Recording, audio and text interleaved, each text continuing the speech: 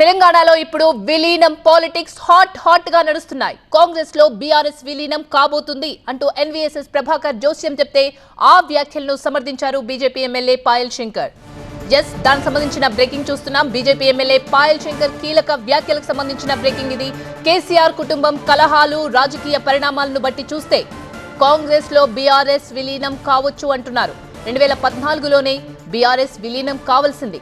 అయితే 10 ఏళ్ల ఆలస్యం తర్వాత మళ్లీ ఆ పరిణామాలు కనిపిస్తున్నాయన్నారు ఎమ్మెల్యే పాయల్ శంకర్. వాస్తవంగా టీఆర్ఎస్ అనే పార్టీ 2014లోనే కాంగ్రెస్ పార్టీలో విలీనం కావాల్సింది. ఆ రోజు విలీనం చేస్తానని మాట ఇచ్చినటువంటి కేసీఆర్ గారు ఆ రకమైనటువంటి రాజకీయ పరిస్థితుల మధ్యన 10 సంవత్సరాలు అధికారాన్ని అనుభవించారు. భవిష్యత్తులో టీఆర్ఎస్ పార్టీ అనేది అధికారంలోకి వచ్చేటటువంటి అవకాశాలు కనిపిస్తలేదు. 10 సంవత్సరాల క్రింద విలీనం కావాల్సినటువంటి పార్టీ ఈరోజు విలీనం అయ్యేటటువంటి పరిస్థితి కనిపిస్తూ ఉన్నది. లెక్కలన్నీ చూసినా, వాళ్ళ కుటుంబ సభ్యులలో కలహాలు చూసినా, మిగతా రాజకీయ వ్యవహారాలు చూసినా ఆ పార్టీ తప్పకుండా కాంగ్రెస్ పార్టీలో విలీనమవుతుంది. విలీనం అయినా కాకుండా కాంగ్రెస్ పార్టీతోనే అనుసంధానం అయి ఉన్నది టీఆర్ఎస్ పార్టీ. 10 ఏళ్ల కింద కావాల్సినటువంటి పని 10 సంవత్సరాల తర్వాత అవుతున్నట్టు అనిపిస్తున్నది.